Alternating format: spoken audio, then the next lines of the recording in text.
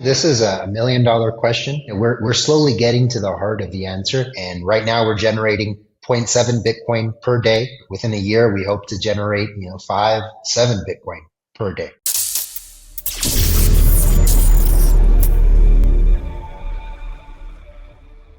Oh, hello, everyone, and welcome back to the Proof of Words podcast. I am, as always, your host, Pat, and today we are joined by Kal Kassa.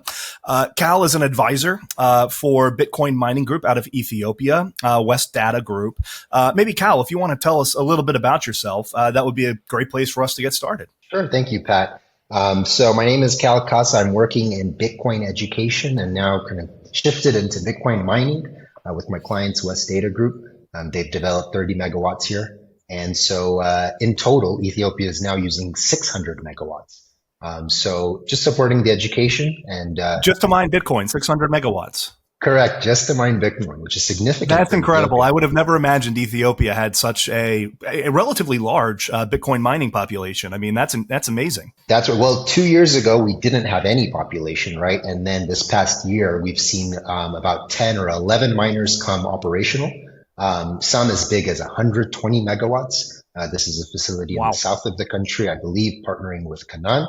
And then as you have Westdata, you have BitCluster, you have QRB Labs, and many more.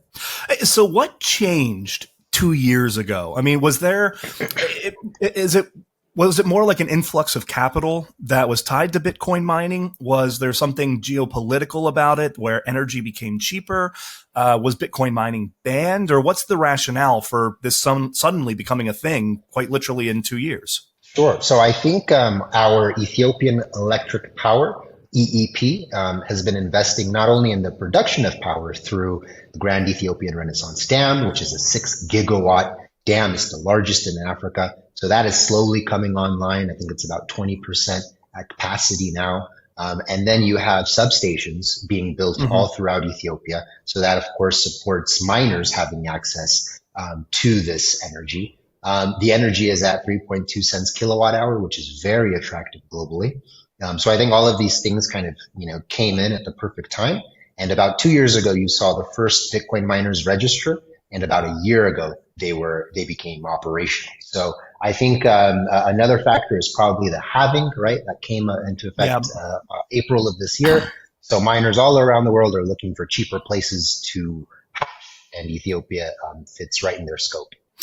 So why is it that, so I think you said 3.2 cents per kilowatt, correct? Correct. I mean, that is dirt cheap compared to a lot of other places on Earth. I mean, you look even in the Nordics, Norway, Sweden, which historically has had very, very cheap per kilowatt. But even now, a lot of the miners are only mining at like 7-8 cents a kilowatt, which isn't, they're still profitable. They're still doing fine. But even these areas of the world where it historically, in all these post-halvings has been very, very cheap, it's not the case anymore. Now, granted, you see places like Texas and Oklahoma where, well, to a certain extent, the energy is more or less free, or at least it's subsidized in many capacities. But what is so unique about Ethiopia and its energy grid that allows such cheap energy production, even by today's standards? Sure. So we have a population of 120 million people, and half of them don't have access to energy yet.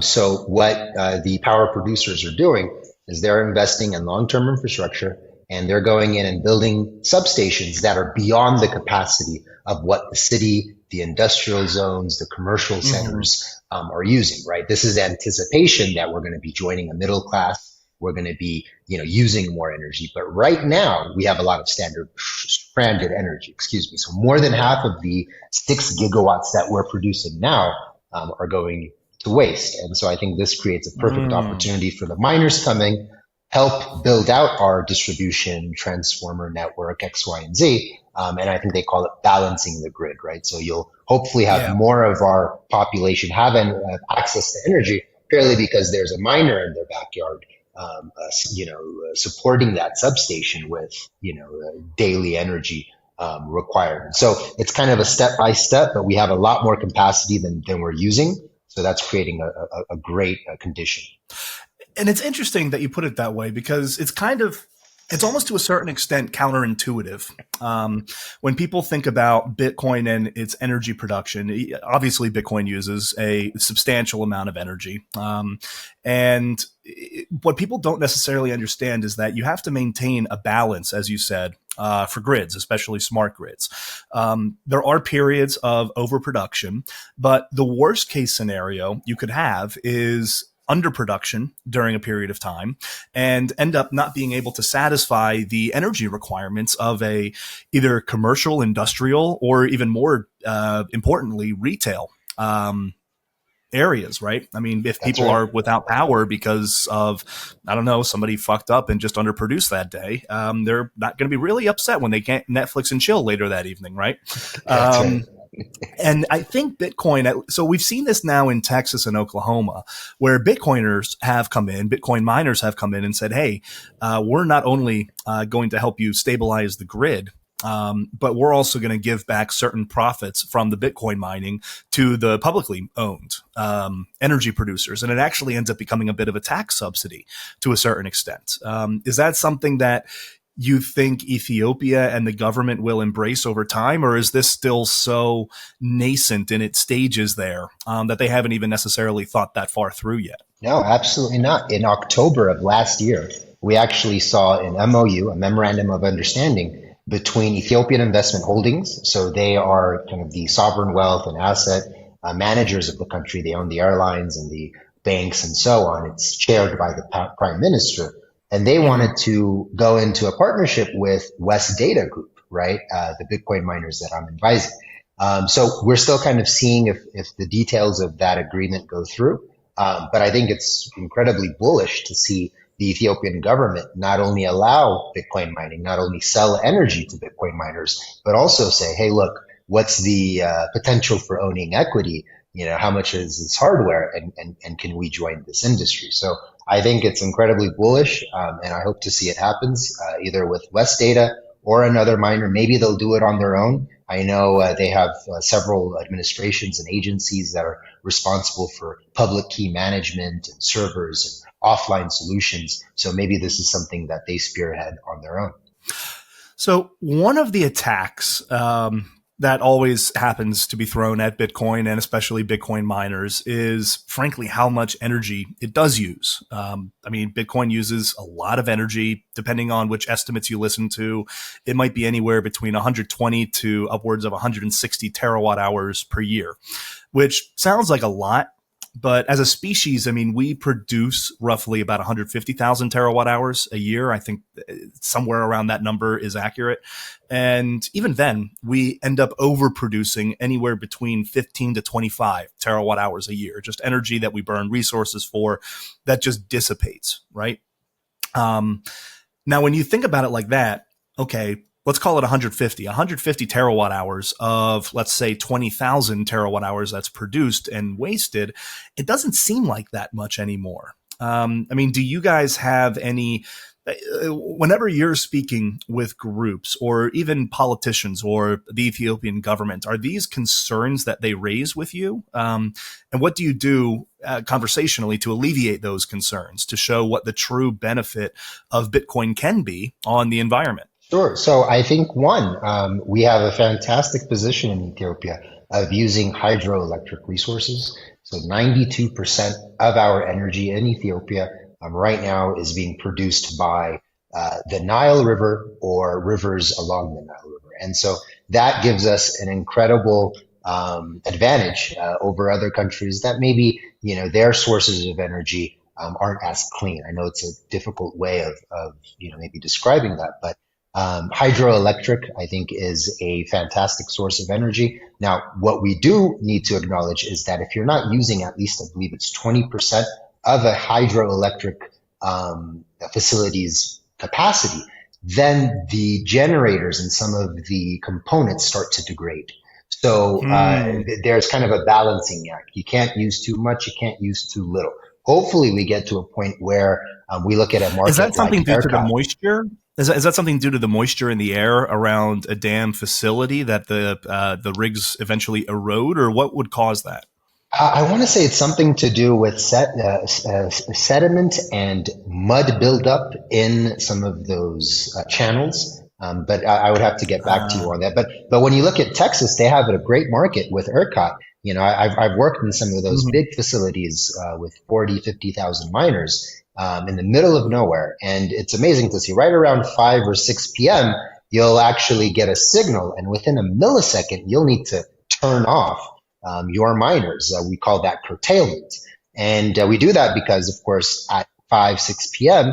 In rural Texas, people come home, they turn on their air conditionings, and there's a high demand for energy, right? Now, about 8, 9 p.m., that demand slows down, and then the miners Yep. turn back on. And so this is the type of demand response that we hope to see in Ethiopia at some point as our retail, commercial, industrial, and mining demand kind of meets some capacity. But right now, there's a lot more stranded energy than not. So these miners are more than welcome. So, I mean, it's interesting because you said when we started this conversation that about half the country, 50% of the population of 120 million people, they just don't even have access to power, which in of itself, that's just an absolutely astounding statistic. Why was it? I mean, so why was it attractive for the government to allow the Bitcoin miners to come in at such an early stage and use that energy? Is that just because it was available, it was there, so it was kind of a fuck it, why not sort of thing, or was it more? Was there a deeper intent using Bitcoin miners to then create the infrastructure to then have energy that can be dispersed to the masses? Sure. So as of this month, Ethiopian Electric Power has generated $27 million in this past, let's say, 11 months of activity. And Okay. so they've seen the potential, they've seen the results and the outcome. And so they're interested to keep scaling this forward. When it comes to was this a strategic decision or X, Y, and Z, I think there are many heads, there are many facets of the government. You could look at the different ministries, Ministry of Finance, Ministry of Energy, you could look at the power producers, the power distribution agents, and X, Y, and Z. But I think when it comes down to miners, the agency responsible is the Ethiopian Investment Commission. They are the Mm. one-stop shop window for all investment. So I'm assuming that you had a handful of miners go, and this turned into now what we see 30 companies having registered. And they submit their business plan. They ask for a power purchase agreement. And as they're allotted that, they're given land next to a substation. So I think it's all kind of, coming into place. I don't know if there was a grand strategy in place, but I think the market demanded cheap energy. These miners knew where to go. And thankfully, in the past year, we've seen a good uptick, 600 megawatts now hashing in Ethiopia. Which is crazy to think about. 0 to 600 over the course of 2 years is astounding. Did the EIC, the Ethiopian Investment Commission, I think you called it, were they actively looking to invest in miners or invest in facilities that were coming there? Or was there maybe like certain restrictions around what they can and cannot invest in? Or maybe was it that they invested purely in the infrastructure and are now leasing the infrastructure to the miners? I mean, how did that economically work out? I think all of the above. You have Ethiopian Electric Ah, Power. They're responsible for the infrastructure that went in place. So the dams and the substations belong to EEP. You had EIC, which was the investment shop, right? The one-stop window for your business license, your tax guarantees, they call it foreign direct investment, FDI, and you're given different yep. incentives and tax holidays. So I think all of these agencies came together. And around 8 months ago, I actually saw a workshop organized by INSA. That's our equivalent of the CIA. And so they were, doing their best to kind of teach government officials exactly what this is. It's a protocol, proof of work, SHA 256, X, Y, and Z. And so I think they're all getting hip to the idea. I've been meeting a lot of them at Bitcoin conferences. I'll be hosting one in 2 weeks or so. And so I think, a lot of good things came together, and now we have, 11 companies hashing and another 20 on the way. That's absolutely incredible. So was it difficult to pitch to miners that they should be coming and setting up there? Or was it more the miners were set and ready to go, and it was more convincing the government or convincing these agencies that they should be allowed to build and do what it is that they plan on doing there? So some of these investors, these Bitcoin miners, have actually been in Ethiopia for up to 17 years, right? Doing other activities, Wow. trading, construction, building out data centers, and so Westdata Group is that company, right? 17 years of experience in Ethiopia, so they knew how attractive the power purchase agreements were. They knew where the substations were, so it was very easy for them to open up a business license and to start importing hardware, right? And so now they have 10,000 machines branded as Canaan, and they're now generating zero point 0.7, zero point 0.8 Bitcoin per day, right? And they have a few, dozen staff. They have maintenance and repair facilities there at the workshop, there at the facility. And so, I think the government saw this and said, okay, this is quite profitable. This is quite lucrative. This is just about the future of finance. And if we can get our feet wet, why not? So still, when it comes to trading Bitcoin, right, or using it as a currency, that's still kind of a gray area. There's no law for that. There's no mechanism for that. You can't produce invoices, performas, Right. and receipts in that. But because, let's call it the IFRS, generally accepted accounting principles, IPSAS, and, all of these accounting standards are gradually accepting Bitcoin. I think it's going to be a very easy step for us to take as soon as I think they call it OFAG, Office of the Federal Auditor General. They're probably the very last step that we need, the very last signatory that we need to really adopt this on a whole scale. So it's interesting you brought up accounting stuff. I mean, in my past life, I was a CPA with PwC. I saw that you had a somewhat similar background doing advisory at Grant Thornton, right? Yes. We're not a big four, but we competed every now and then. I've always felt like Grant Thornton was the little brother. It was like the fifth little brother in the family, right? Frankly, much better than KPMG. I don't think KPMG actually audits anything anyway. You should have replaced them in the big four. But it's interesting that you bring that up, because there has been a lot of headway over the last, let's say, 12 to 18 months from an accounting principle perspective relating to Bitcoin, its valuation, and a whole bunch of other different topics. And this is kind of one of the unsung monumental shifts in the Bitcoin industry that I don't think people appreciate, except for maybe accounting nerds like you and I. But the fact that the FASB said that we're going to go to fair value accounting for Bitcoin rather than historically what was more inventorial accounting for Bitcoin, that's huge for public companies, huge for any company that want to have Bitcoin on their balance sheet, right? IASB hasn't really issued anything yet. I would expect that they're probably going to follow the FASB's lead. Have you had any, or have you heard anything about that? Have you been following that at all? And what needs to happen for maybe there to be better adoption of this in Ethiopia? Sure. I think the FASB adoption has been great for Ethiopia in that we're seeing a lot of these audit firms now taking Bitcoin seriously. So they're actually now giving classes on crypto, right? And they, even through the CFI, Corporate Finance Institute, have a crypto-related class. And so I think, IPSAS and IFRS is the very last, step remaining. But I think it's great not only for public companies, but for private companies as well, because all private companies want to kind of, grow their governance and become public one day or become larger. And so I think, before Bitcoin was kind of, an item or a topic you avoided in the boardroom. But now, because FASB has been so bullish on it, it gives all of these accountants and auditors, some basis to stand on. No, absolutely. So, I mean, it sounds like the government is very involved, or the agencies are very involved in pushing Bitcoin adoption. And you already mentioned we're not quite there yet in Ethiopia related to invoices and remittances, et cetera. You've laid out a path from the accounting side of what maybe will happen to get us there.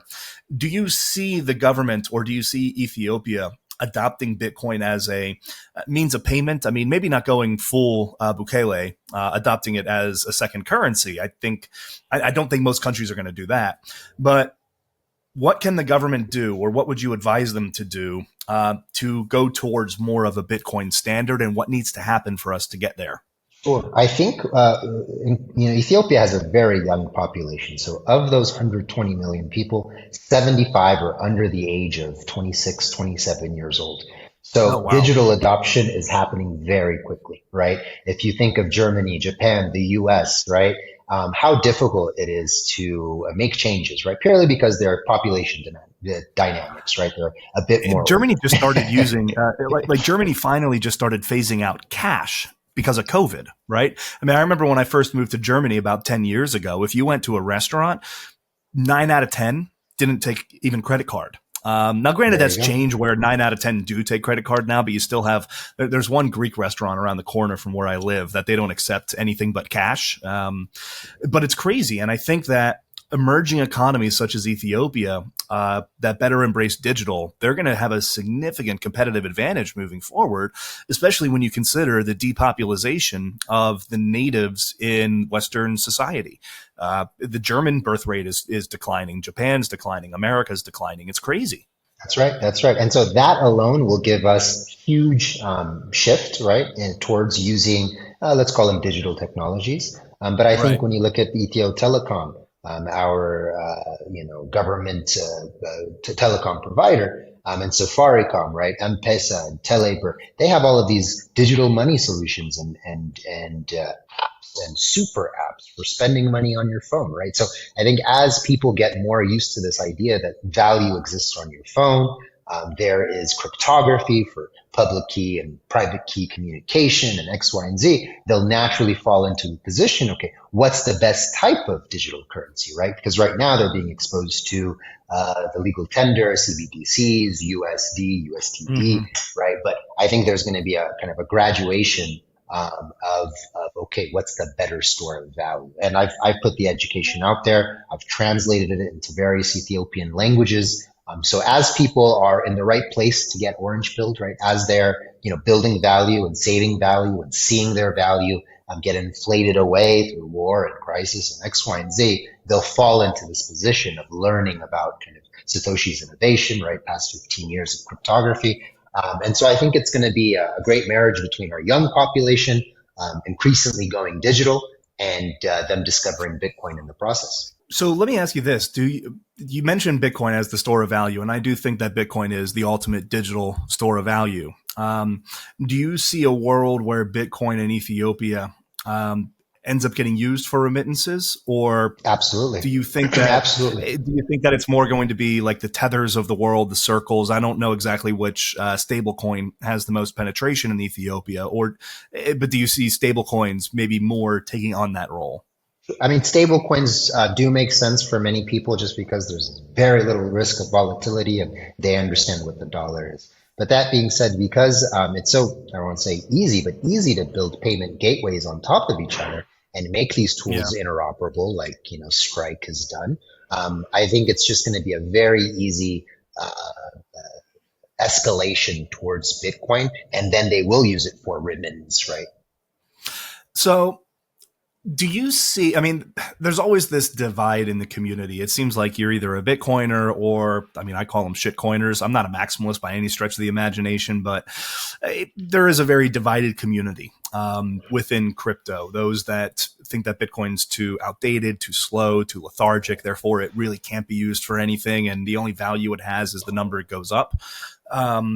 And these are more on the Ethereum and the Solana side. They're looking for functionality. They're looking for utility, which those blockchains right now do offer a bit better.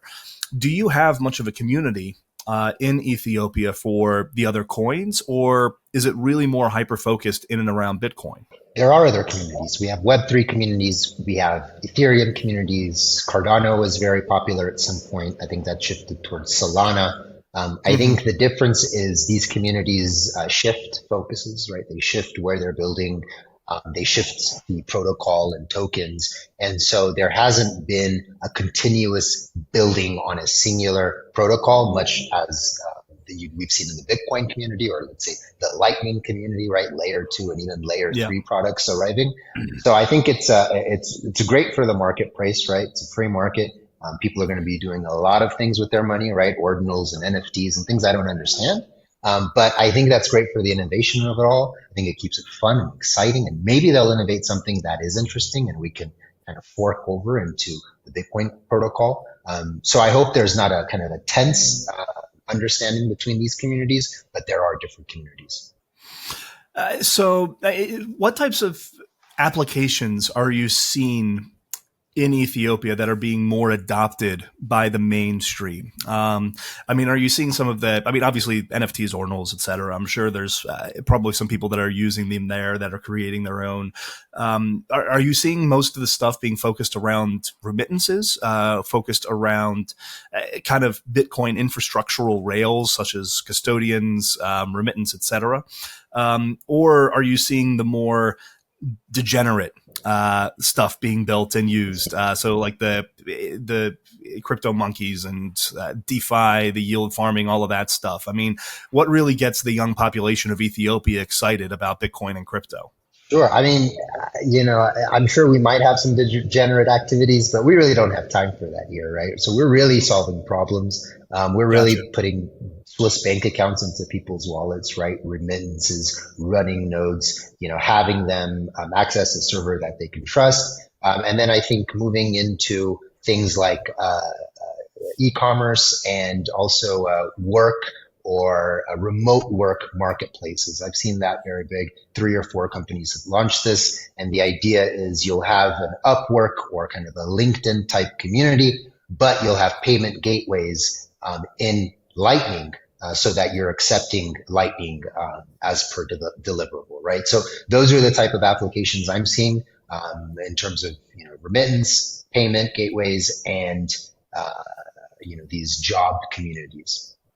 So it's interesting that you've brought up Lightning so much. I mean, Lightning seemingly has next to no adoption in the West. I mean, if you're here in Europe, like, sure, there's a couple of people. I have a couple of apps on my phone that I'm able to use Lightning with.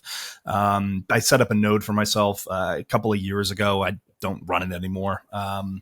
But it sounds like in emerging economies, and I had a conversation once with somebody from Colombia, where Lightning is almost preferred to Bitcoin itself, just because of what it can do from a remittance standpoint.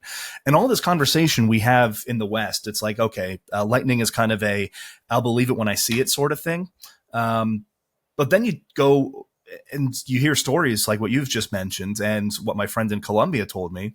And it actually has pretty high adoption rates. I mean, of course, not 100% of the people in those locales are using it, but I mean, you're getting a couple thousand users that are actively using Lightning as for a remittance thing. I mean, why is it different in those areas of the world relative to in Europe or the United States or Canada? Well, if I took a guess, I would say it's because of the spending patterns. Purchases or ticket sizes in developing world are much smaller in size. So that lends itself to Lightning because of the fee structure, of the Bitcoin, right? The Bitcoin core or moving things on chain can get very expensive, especially in exaggerated markets like the whole ordinal crisis that we saw maybe 8 months ago. It was just about near impossible to send $5-10 on chain. But Lightning, that's what it was made for. So I think that's why poorer countries lead themselves naturally to smaller transaction sizes, and Lightning is kind of perfect for that. No, so it's absolutely fascinating to watch. So I want to transition a little bit. One of the things that you're really been working on for a couple of years now with the company you founded, Bitcoin Burr, is advisory work, really doing educational workshops, I understand. So who are your typical clients there? Where are you starting them from an education standpoint? What is the messaging that you're giving them about Bitcoin and what they can and should be doing with it? Absolutely. So with Bitcoin Burr, we have 2 service lines. The first is education, free Bitcoin only education. Most of our demographic is young, right? They're 16, 18, 24 years old. We have about 1,200 members on Telegram, and that's kind of the Discord that we use to develop a conversation and make sure we're learning. And, in the past 3 years, these students have gotten so smart, they're now teaching other students, right? So I've kind of put different moderators and volunteers in place. And so they kind of take it from there. Now we're able to fund all of this because of our consulting clients, right? So companies like Gotcha. Westdata Group and Big Cluster and Dahab miners. And so these are all miners coming in normally from abroad, and they're looking to come to Ethiopia, build a brand for themselves. Maybe they have pain points, maybe they have challenges they'd like to work through with the community, or maybe they just want to support the education, right? They're bringing in Bitcoin on a daily basis, and it probably supports them to help the population understand what it is, right? Because the more kind of effort you have in lobbying and branding, the better industry that you can build. And so we're using essentially money from these clients, money from these Bitcoin miners to fund these, 18-year-old programmers getting free education. And so far it's matching itself out pretty well.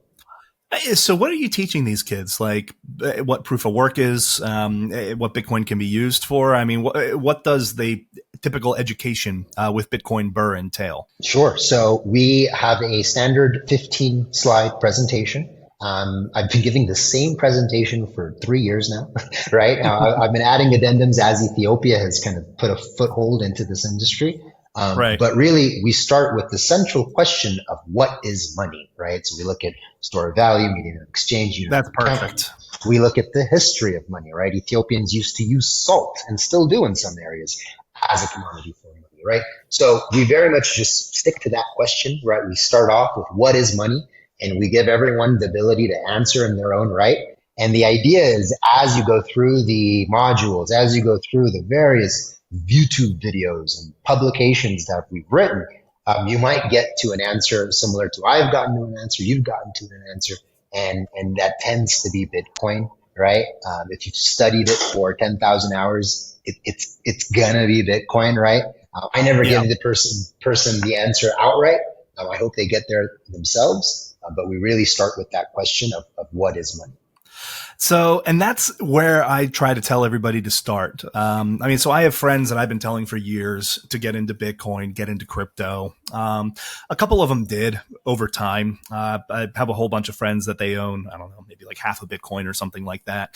But I have others that just continue to refuse, that they just think it's a Ponzi, think it's vaporware, and they just want nothing to do with it, which is interesting because typically the ones that are more anti-Bitcoin, at least in my network, they're the ones that come from a more traditional financial background. Right.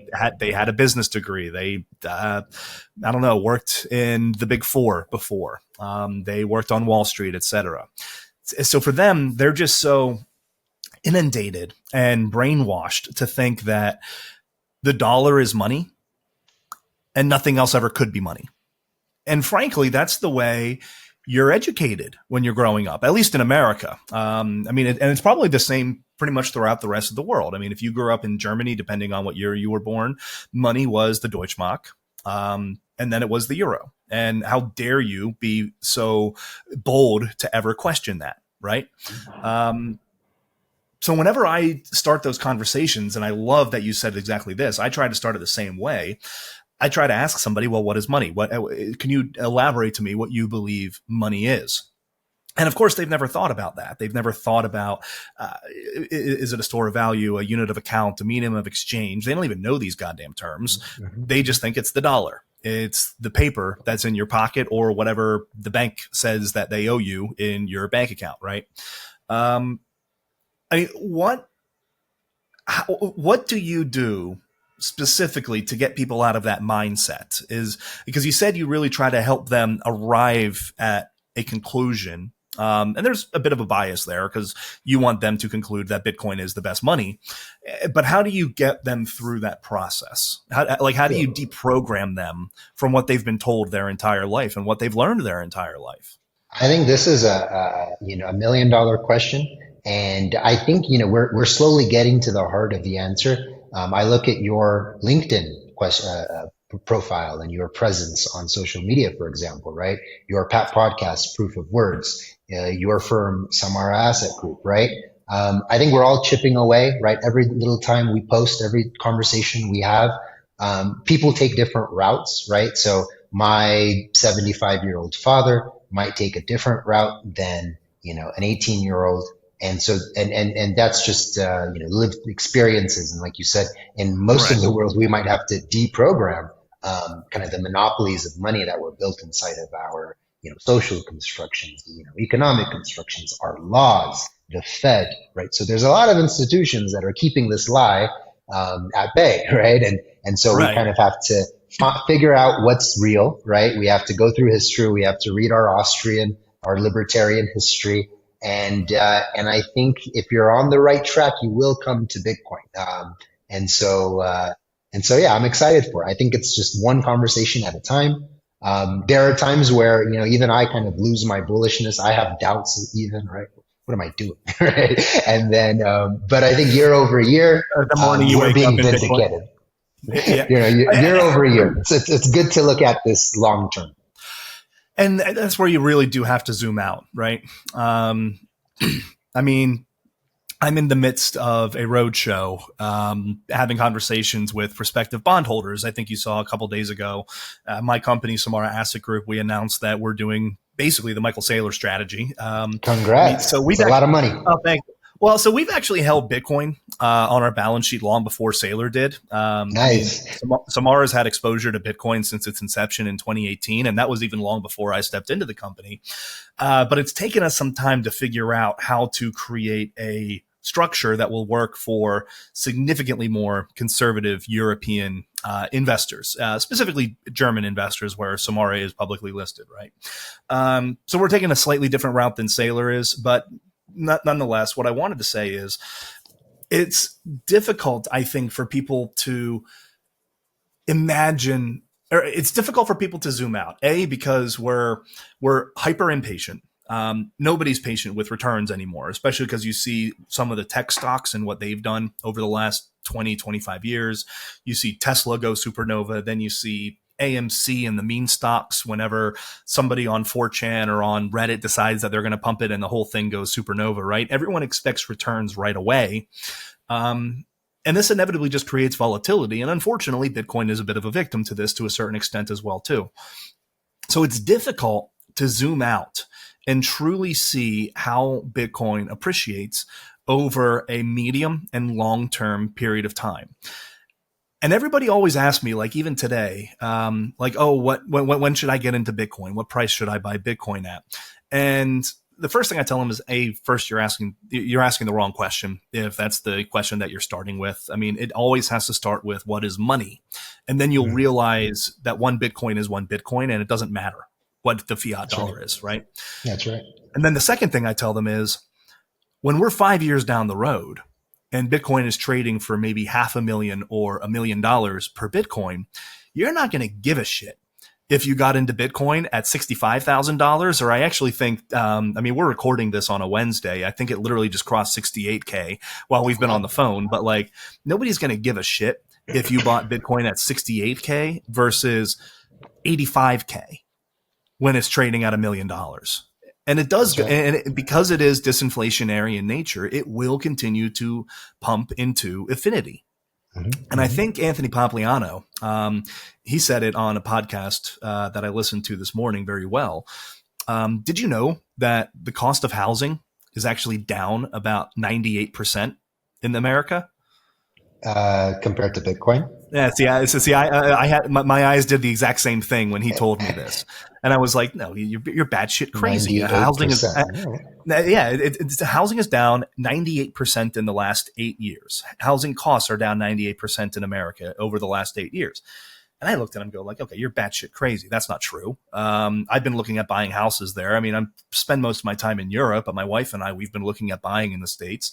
Mortgages are absolutely crazy because rates are up. Real estate prices are up substantially, like depending on which jurisdiction you're in, 50 to 60% over the last 5 years. Rent has skyrocketed. You're out of your mind, Anthony. What the fuck are you telling me? And he goes, well, 8 years ago, the average cost of a house was 99 Bitcoin. Today, the average cost of a house is about 2 Bitcoin in America. And I'm like, okay, you know what? He's right. Because when you think of Bitcoin not as he's right, actually. When you think of Bitcoin not as an investment that appreciates relative to the dollar, but you actually think about it as money, the dollar has gone down in value relative to real estate.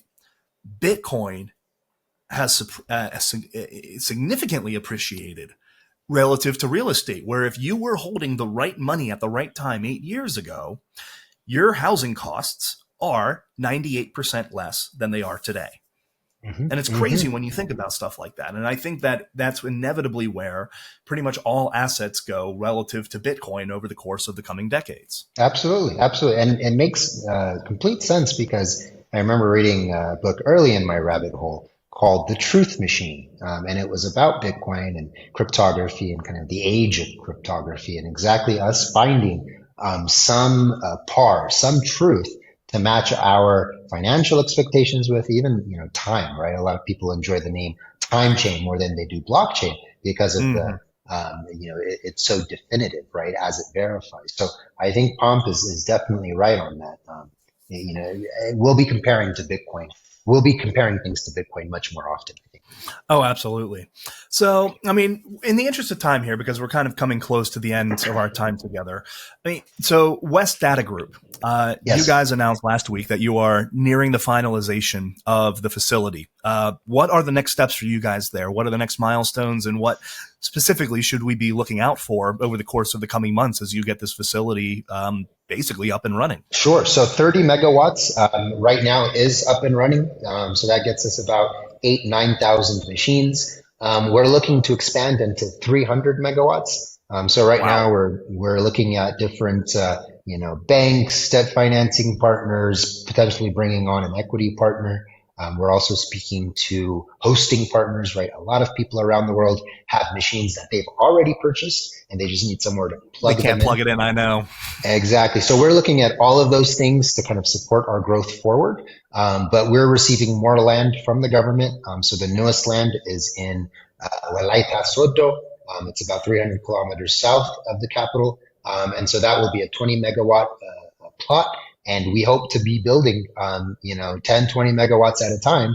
And so there is no stop for us, right? Phase by phase, as long as we're getting our power purchase agreement delivered to us, as per kind of our roadmap, then we'll go forward. And right now we're generating 0.7 Bitcoin per day.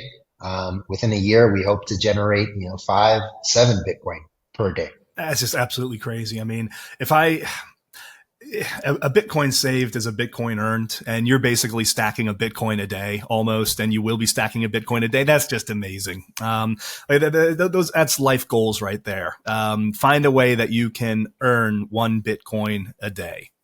That's generation wealth right there. Absolutely. Kal, thank you so much for joining us here. This has been a very enlightening talk, and I've certainly learned a lot. We're going to have to make sure that we get you back on the podcast once you're mining that 5 Bitcoin a day. Yeah, absolutely. Thank you for taking the time, Pat, to learn about Ethiopia. I'm really excited to be on your show, and I hope to be back. Fantastic. Thanks for joining us, everyone. Have a great day.